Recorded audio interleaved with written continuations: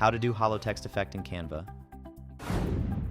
Open your preferred web browser and navigate to Canva by typing canva.com in the address bar. Hit enter. Open your design in Canva. I have one ready, but feel free to upload yours to follow along. On the left panel, click Elements. We'll need to upload a specific element to showcase the hollow effect. Make sure to position this element behind the main text in your layout. Duplicate your chosen text. Now, highlight both text boxes. Navigate to the top menu and find Position. Click it, then make sure your elements are aligned in the middle and center. Select the top text layer, go to Effects in the toolbar.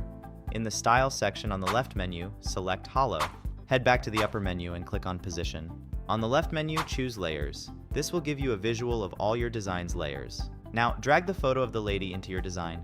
Place it in between the two text layers. You can see the text now features a beautiful hollow effect. Finally, fine-tune the lady's position until you're satisfied with the layout, and there you have it.